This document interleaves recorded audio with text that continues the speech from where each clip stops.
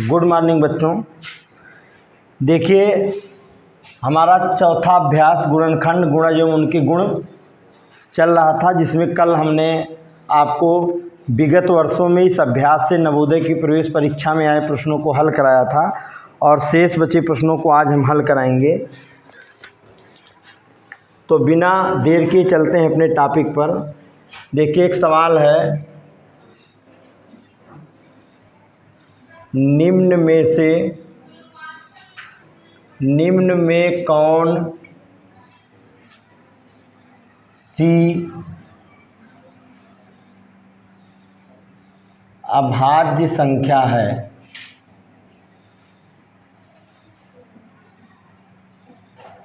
निम्न में आपको बताना है कि कौन सी अभाज्य संख्या है। पहला है 6, दूसरा विकल्प है 5, तीसरा विकल्प है 9 और चौथा विकल्प है आपका 12। आप जानते हैं अभाज्य संख्याएं वे संख्याएं होती हैं जिनके केवल दो गुणनखंड होते हैं, एक तो एक और दूसरी स्वयं संख्या।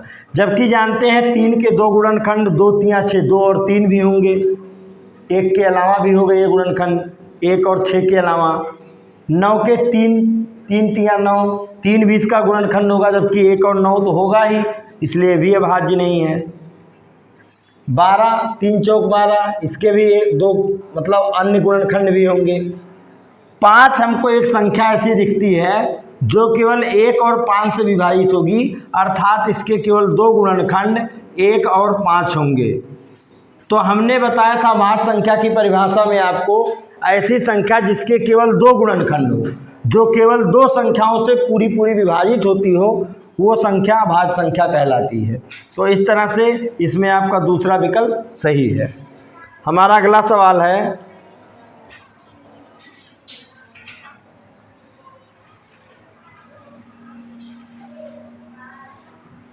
कौन सी संख्या भाज्य है? कौन सी संख्या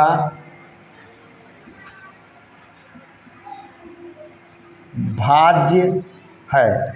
अब इसमें हम देखेंगे, पहला हमारा विकल्प है 123, दूसरा विकल्प है 109, तीसरा विकल्प है 59 और चौथा विकल्प है 61। देखिए हम यहाँ देखते हैं 123, 3 2 5 1 6, इसका योग 6 हुआ, अर्थात ये 3 से विभाजित होगी। जिस संख्या का योग 3 से विभाजित हो वो संख्या भी 3 से विभाजित होगी, तो इसका एक गुणनखंड 3 भी हो गया। 1 और 123 तो होगा ही, लेकिन 3 भी इसका एक गुणनखंड हो गया, इसलिए भाज्य संख्या है। इस पे हम देखते हैं 9 1 10, 3 से नहीं विभाजित होगी, 4 से भी नहीं होगी अंतिम 2 अंक लेके, इस तरह से ये नहीं होगी। इसको देखते हैं, और हमको पता करना था कौन सी संख्या भाज्य है, तो हमको पहली संख्या ही मिल गई भाज्य। क्यों? क्योंकि जब हमने इनका योग किया 3 2 5 1 6 आया और 6 आना गया, इसका मतलब ये संख्या जो है इसका योग जो है वो 6 आया, और 6 3 से पूरा विभाजित होता है, इसलिए संख्या भी 3 से पूरी विभाजित होगी। देख लीजिए 3 चौक 12, 3 तर गया, 3 1 कम 3, तो जब 3 से विभाजित होगी तो इसका एक गुणनखंड 3 आ गया, और 1 और 123 तो होगा ही, तो इसलिए 1 और 123 के अलावा 3 भी इसका गुणनखंड है, इसलिए 123 संख्या जो है ये भाज्य है।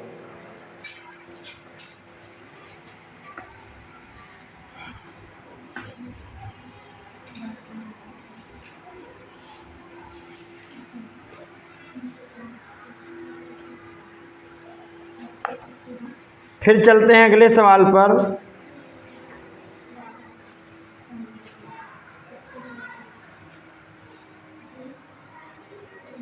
चालीस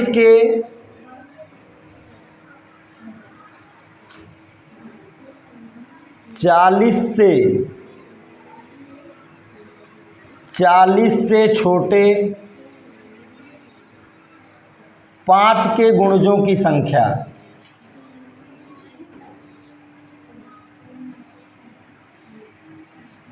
40 से छोटे 5 के गुणजों की संख्या कितनी संख्या है। पहला विकल्प आपका है 5, दूसरा विकल्प है 6, तीसरा विकल्प है 7 और चौथा विकल्प है 8। हमने कल आपको परिभाषा में परसों बताया था कि गुणज मतलब उस संख्या में किसी प्राकृतिक संख्या को गुणा करने पर जो प्राप्त होता है गुणनफल, वो उसका गुणज होता है उस संख्या का। या आप ये भी कह सकते हैं इसके पहाड़े में जो आएगा, क्योंकि पहाड़े में नेचुरल प्राकृतिक संख्याओं का गुणा होता जाता है, वही पहाड़ा है। तो 5 एकम 5, 5 दूनी 10 और 40 से छोटे तो 1 हो गया 5, 5 दूनी 10, 3 से गुणा किए 5 तियाँ 15, 4 से गुणा किए 5 चौक 20, 5 25, 5 छक 30, 5 सत्ते 35 और 5 अट्ठे 40। लेकिन हमको 40 से छोटे बनाने हैं, तो 40 से छोटे 1 2 3 4 5 6 7 गुणनखंड था हमारा। तीसरा विकल्प सही है, 7 गुणनखंड होंगे। इसके बाद फिर अगला सवाल है 4 के घात 11 गुणे 7 के घात 5 गुणे 11 के घात 3 के अभाज्य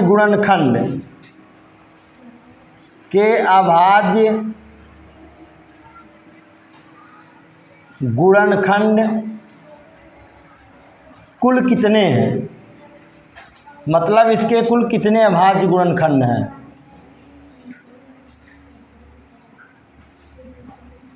देखिए, अब अभाज्य गुणनखंड में हमने बताया था जो गुणनखंड केवल अभाज्य संख्याओं से बना है। तो यहाँ आप देख रहे हैं 7 और 11 ये भाज्य संख्याएं, जबकि 4 जो है ये भाज्य संख्या है। तो इसको भी हम अभाज्य गुणनखंड में तोड़ेंगे तो 4 को हम लिख सकते हैं 2 गुणे 2 और उसकी घाते हो गया 11 गुणे 7 की घाते 5 गुणे 11 की घाते 3। इसके बाद फिर इसको और सरल करेंगे तो जानते हैं 2 संख्याओं का गुणा है और पूरे की घात जो है जितनी है दोनों पे अलग अलग आ जाएगी, यानी 2 के घात 11 गुणे 2 के घात 11 गुणे 7 के घात 5 गुणे 11 के घात 3। अब आपको जब भी इस स्थिति में अभाज्य गुणनखंडों की संख्या पूछेगा और इसमें हम आपको विकल्प बता देते हैं कौन कौन सा है। इसका पहला विकल्प है 8, दूसरा है 30, तीसरा है 111 और चौथा कोई नहीं।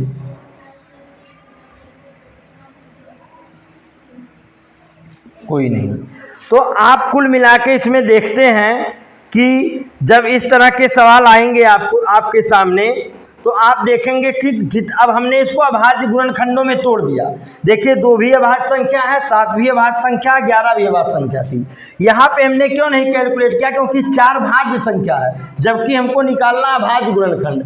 तो 4 को हमने अभाज्य गुणनखंड बनाया तो 2 गुणे 2, इस तरह घात पूरे की घात 11 थी तो 2 की घात 11 फिर 2 की घात 11। अब हमको गुणनखंड जो बताने हैं कि कुल अभाज्य गुणनखंड कितने होंगे, हमने अभाज्य संख्याओं में तोड़ लिया। अब आप घातों को जोड़ लेंगे। अभाज्य गुणनखंडों की संख्या 11 धन 11 धन 5 धन 3 बराबर 11 11 22, 22 5 27 और 3 30। इस तरह अभाज्य गुणनखंडों की संख्या जितनी घात होगी सबको आप जोड़ लेंगे उतनी हो जाएगी। इस तरह से हमारा दूसरा विकल्प सही है।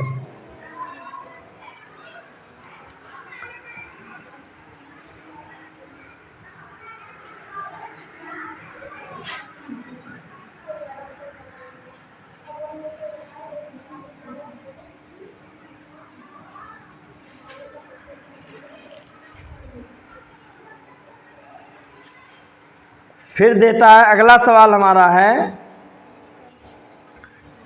10 और 21 के 10 और 21 के उभयनिष्ठ 10 और 21 के उभयनिष्ठ गुणनखंड हैं।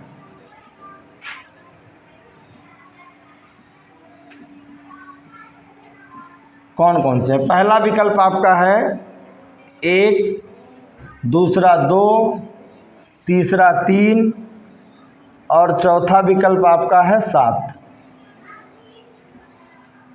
चौथा विकल्प आपका है 7। इस तरह से हम देखेंगे 10 के गुणनखंड कौन कौन से हैं। जिस जिस संख्या से विभाजित होगा उसका गुणनखंड होता है, यानी 1, 2 पंचे 10, 5 दूनी 10 और 10 एकम 10।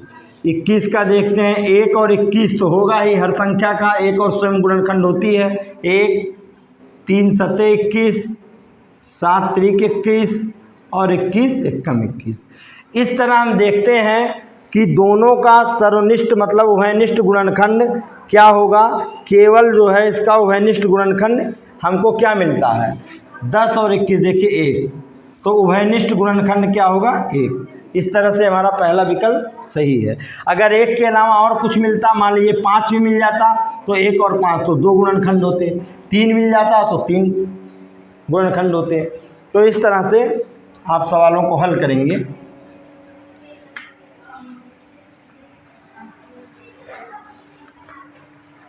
फिर अगला सवाल है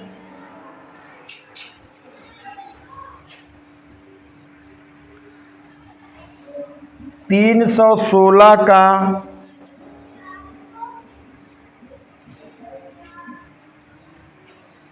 316 का गुणनखंड नहीं है। विकल्पों में से बताना है कि कौन 316 का गुणनखंड नहीं है। पहला विकल्प आपका 1, दूसरा विकल्प है 158, तीसरा विकल्प है 79 और चौथा विकल्प आपका है 8। 316 का गुणनखंड इनमें से कौन सा नहीं है। अब 316 का हम गुणनखंड करके देख लेते हैं। देखिए, एक तो सभी का गुणनखंड होगा, तो ये तो हो ही नहीं सकता कि ये विकल्प हो। 2 से इसको पहले काटेंगे क्योंकि इकाई का अंक 6 है, 2 से कटेगा, 2 एकम 2, 1 बचा 11 हो गया, 2 पंचे 10, 1 बचा 16 हो गया, 2 अट्ठे 16। इस तरह से देखिए 2 भी गुणनखंड हुआ, 158 भी गुणनखंड हो गया। और बढ़ते हैं हम 2 से, 2 सत्ते 14, 2 नवा 18, 79 भी गुणनखंड हो गया।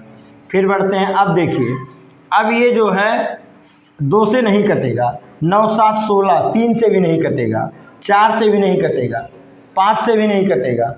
और इस तरह से देखते हैं हम, जब ये नहीं होगा, ये नहीं होगा, ये नहीं होगा, तो गुणनखंड मतलब ये गुणनखंड होगा, ये भी होगा, ये भी होगा। जबकि पूछा है कौन गुणनखंड नहीं है, तो जब ये तीनों गुणनखंड हैं तो इसका मतलब ये गुणनखंड नहीं है। इस तरह से हमारा चौथा विकल्प आंसर 8 सही होगा।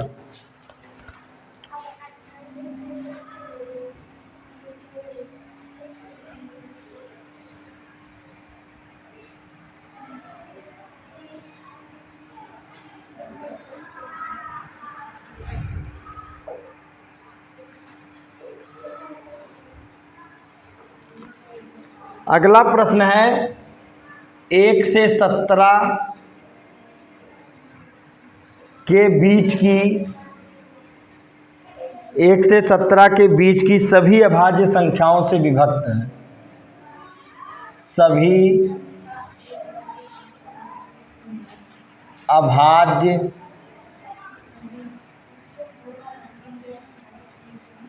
अभाज्य संख्याओं से विभक्त है। विकल्प में वो कौन सी संख्या है जो 1 से 17 के बीच की सभी अभाज्य संख्याओं से विभक्त है। पहला विकल्प आपका है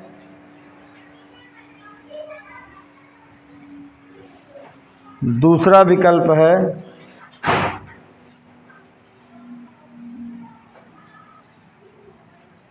तीसरा विकल्प आपका है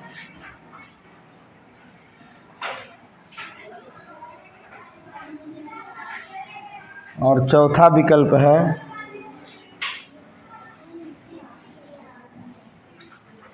देखिए 1 से 17 के बीच की अभाज्य संख्याएं।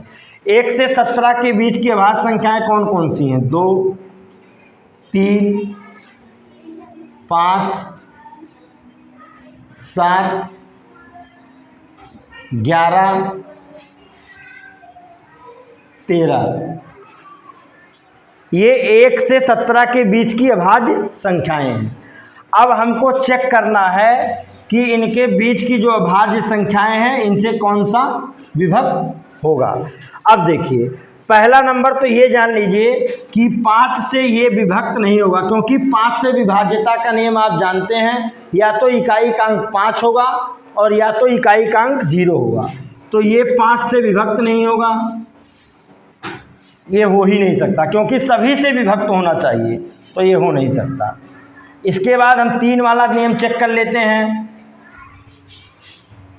4 4 8 4 12 4 16, योग 16 हो रहा है, ये 3 से विभक्त नहीं होगा, तो ये भी नहीं हो सकता। इसमें 3 वाला नियम 5 4 9 9 3 12 12 5 17 17 4 21 21 3 24, ये 3 से विभक्त हो रहा है। इसको चेक करते हैं। 5 1 6 6 1 7 5 12, ये भी 3 से हो रहा है। 3 और 5 ये 2 इस पर अप्लाई हो गए। अब ये 2 से विभक्त नहीं होगा, क्योंकि इसका इकाई का अंक विषम है, ये एक विषम संख्या है। जो विषम संख्या वो 2 से विभक्त नहीं होगी, तो इस तरह से ये 2 से विभक्त होगी। 5 और 3 से हमने चेक कर लिया है। अब यही विकल्प हमारा बचा है, बाकी इन तीनों पे ये शर्तें लागू नहीं हो रही हैं, इसलिए हमारा चौथा विकल्प सही है। ये संख्या 2 से विभक्त नहीं है, ये 3 से विभक्त नहीं है। इस तरह से हमने चेक किया, जब ये 2 से विभक्त नहीं है, तो जब ये और होनी सभी से चाहिए, इस पे हमको 2 भी मिल गया, 3 भी मिल गया, 5 भी मिल गया। और आगे हम देखते हैं 11 वाला चेक कर लेते हैं। विषम स्थानों पर 1 पे 3 पे 5 पे योग 5, 1 3 5 मतलब योग 6 हो गया। सम स्थानों पर 2 4 5 1 6 6 ऋण 6 0, यानी 11 से भी विभाज्य है। इस तरह देखते हैं हमारा चौथा विकल्प सही है, जो शर्तों को लागू कर रहा है।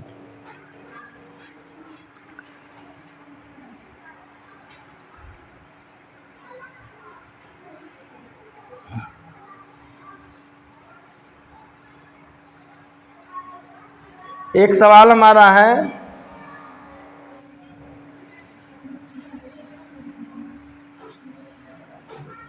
चौदह और 77 के बीच 14 और 77 के बीच 7 के गुणजों की संख्या।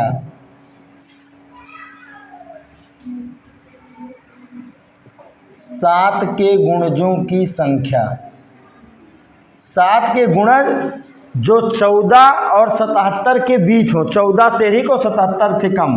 तो 14 का 14 हो ही गया, 14 दूनी 28, 14 तियाँ 42, 14 चौके 56, 14 पंचे 70, 14 छक 84, इससे ज़्यादा हो जाएगा। इस तरह 4 कुल गुणजों की संख्या कितनी हो गई?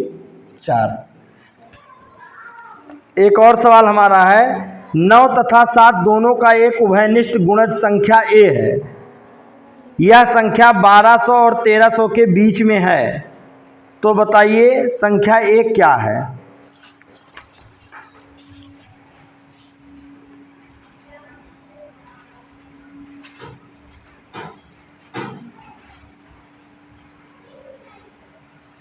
अगला सवाल हमारा है, 9 तथा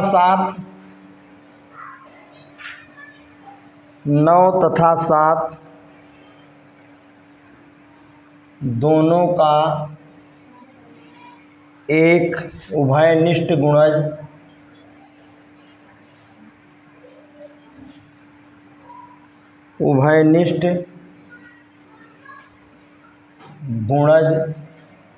a है।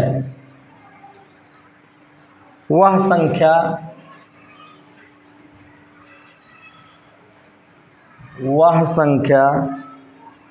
1200 तथा 1300 के बीच में है।